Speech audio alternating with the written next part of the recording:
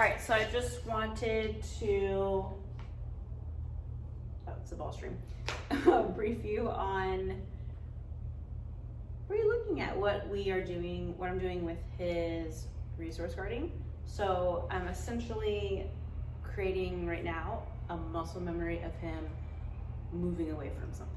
So if he essentially has trauma with things reaching near his face, so if he's taking things and he also doesn't like to be touched in the area, it's kind of like a double whammy where he doesn't want his face to be touched when you're grabbing for something, and he also doesn't want you to take the thing that he has. So he has a lot of conflict within that. So I want to create something where if I tell him to out, he leaves something alone so that we don't have to reach in to take it from him. I want him to just leave it alone. So in order for that to happen, I want there to be a couple different things in play.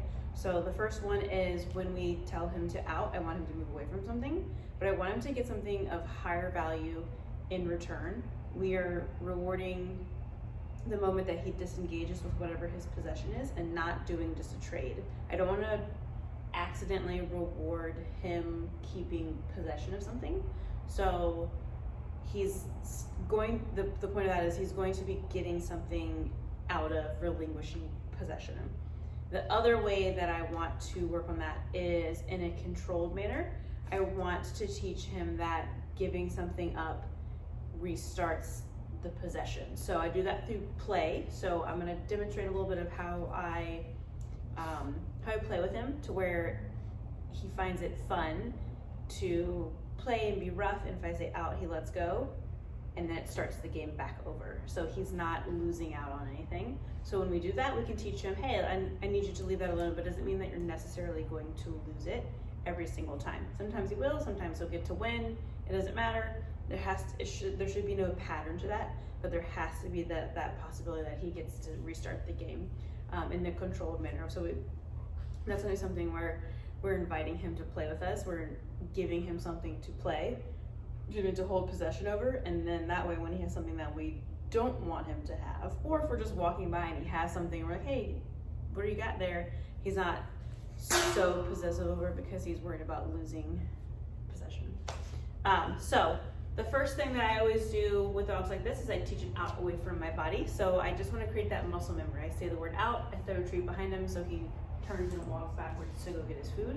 And I'll do that, I'm doing that over and over and over again until it's just almost like a reflexive behavior. He hears the word out and he just moves because he's like, oh, I'm so used to doing that. And then once that's more of, I say out and he moves before I throw the food, I know that he has a classically conditioned response to that, and then now it's a behavior where I say out, I don't reward until he does it, and then he gets the food.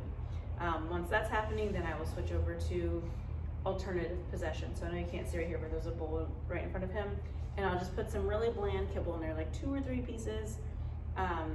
Right as he finishes up and he's about to lift his head, I'll say the word out so that he is done with it. He doesn't care about it anyway. He's already moving away from it because it's over. So again, we're creating that muscle memory. I really don't want to play around too much with messing with his food. So this is something that it's not a meal, or I should say a meal. Messing with his meal. It's not a meal, it's just a couple of kibble that I put down. Eventually I'll do something where I put a larger handful down, and before he finishes it, I'll say the word out, and then he has to get something of higher value so that he doesn't become wary of us coming around his food. Same thing with that.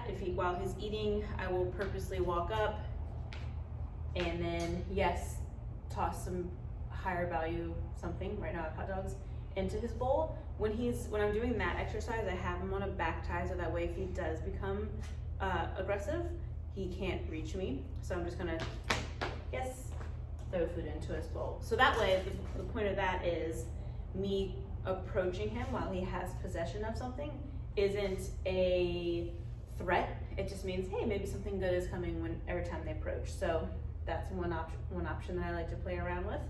And then when he has something out, Deacon, come, yes, pay him. So I'm removing him all the way away from whatever the possession is, and then I'll give him something alternative to do. So I already called him away, place, and then I can go take possession for myself of whatever it was that he had.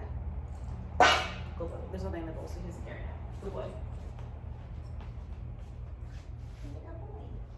Very nice. Okay, so I'm just gonna do a couple demonstrations of each thing that I just said. Out. So again, just the muscle memory. I'm saying the word out, out, and then throwing the food away. And he gets to go run away. Deacon, come. Good. That's also a great way to work on your recall because you're creating a little bit of distance between us. Good. Out. I'm stepping into his space when I do this. Oops, sorry about that. Out. So I'm showing him that me moving into him isn't a threat. He can just move away and go back away from me. So this is a great way to productively claim our space where I want him to leave us alone. So jumping, being rude and crowding, this is all something that I use. Even if the dog doesn't have resource guarding issues, this is a behavior that I teach. Out. So what I eventually want, and he should do because we've been doing this for a while now. Out. Yes, good boy.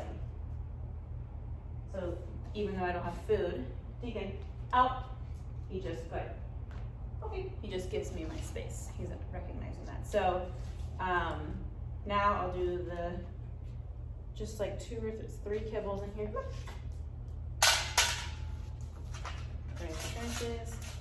Deacon, out. Yes. Good boy. So he's got kibble in there. It's really boring kibble, and then hot dogs is what he's getting when it comes to me.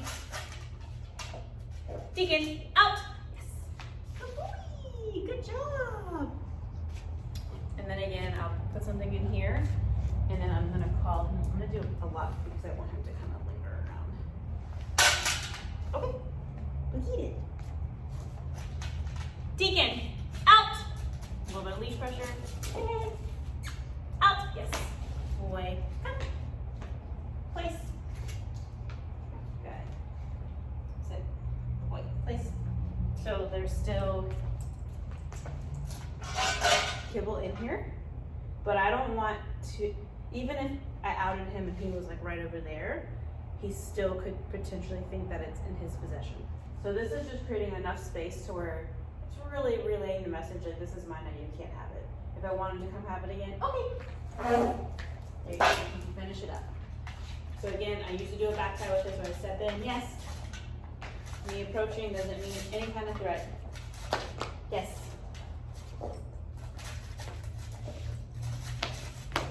Yes. Good boy. Deacon, out. Come. Sit. Down. Yes. Yeah, super boy. Good job. So if he comes over back to the bowl when I'm done, out. Good. See how like he's really close and he could think that it's still his? I don't want him hovering over anything like that. Out. Out. Throw a treat away. Good boy.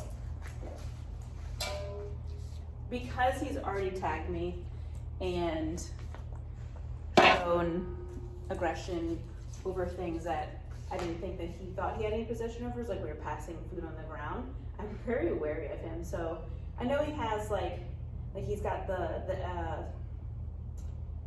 I don't know how to word it. He has like the extra skin around his eyes. So sometimes it gives him that look of like he's staring into my soul. So I'm very wary of his body language. So that is kind of why I've been making it a point to do a little bit of muscle conditioning, because I don't want to have that like tenseness around him. I want to be able to move freely. If he does go after me, there's a muzzle and he can't really get me, or at the very least, it's going to really limit how much he can get me. So I want to go over the ball. He really likes playing tug. It's a great opportunity to work on just a relationship where he's being silly and playing. So I'm going to grab this leash right here and then sit. Yes. Are you not going to be great active? So sometimes it takes him a minute to warm up. I want him to be rude and flashy. When he pulls, yeah, good boy, he can win it. And then he brings it back, yeah. Plays with a little bit. I like to keep them on leash so that if I need to like tell him to stop, then I can. Out! Yes, good. So when he outs and lets go, he wins it and the game starts over. So, ma'am, my Malinois loves the toy. So, when I'm ready to get him to out, yes. When I'm ready to get him to out, I'm just going to freeze up. Out. Out. Yes. Yeah. He's a good boy. And I do a little bit of playing with him. Very, tappy. I want him to be comfortable with me reaching towards him when he has possession of something.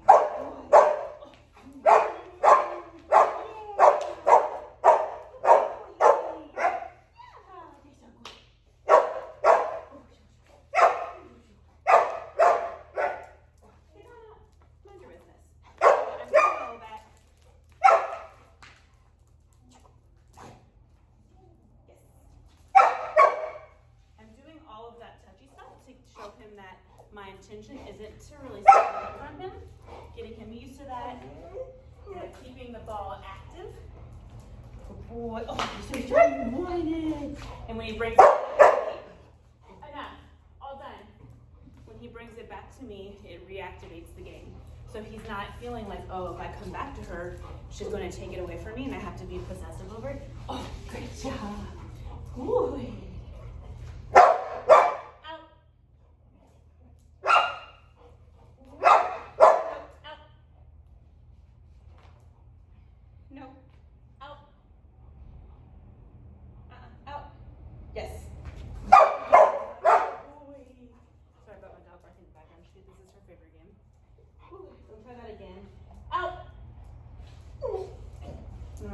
Pressure. Nope.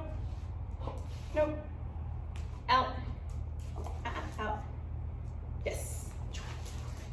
There it is. Good. Now let him win a couple of times. Winning just means hit that. Yeah, good boy. Yeah. Ooh. Yes. Good. Good boy. Oh, so strong. Yeah. Out. No, out. Enough. Out. No. Out. No. Out. Sit. Yes. Yay. Good job. Good. Out. Sit. Place. Place. Good. Sit. Good boy. Sit. Good. And then I can put the toy away when I'm all done. Good. Calm him down with a food reward. Good boy. Okay. Very nice, buddy. Yeah. Oh, you're tangled around me.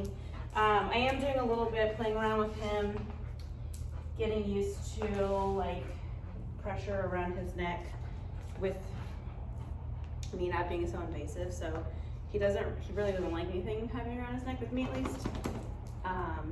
Especially if I'm putting my hands really close to him, so I'm not doing any of that. So I'm doing a lot of, hey, sit, good. Just a light little tappy tap on the leash, and the upward motion when I want him to sit, down, tap, tap, tap, tap. Good, and then the pressure goes away when he goes into behavior. So I'm showing him, okay, that pressure applied just means to do something, and it goes away as soon as it happens, as soon as he does the behavior, and then there's a reward. So negative reinforcement plus positive reinforcement. Sit, tap, tap, tap, tap, tap, tap, tap. Good. That way he doesn't feel like pressure is so constricting and a bad thing, meaning I don't want to think it's a positive punishment. I want him to think, oh, it's just leading to something good. Down. Good. I'm only making a big deal about this because he's definitely given me some side eye previously when I do apply any pressure from the leash. Okay. So before I would do a little bit of tap, tap, tap, and he was kind of looking up at me sideways. So I want to make sure that we don't have any conflict. I'm just going to make it a point not to reach around the bottom side of his neck. He doesn't like that. The only problem I'm really running into right now is this is normally the week where I start e-collar training for off-leash stuff, and I don't trust him to be able to put the e-collar on. As soon as I start tightening that, he whips ropes around. So I'm not really sure what we'll do about that. It's something we can certainly play around when we cross the path of it being too late to do any of that. I'm hoping that he, hey, halt, yes, he gets more comfortable with me and understands that pressure isn't that big of a deal. So I don't know, we'll see where we go with that. Right.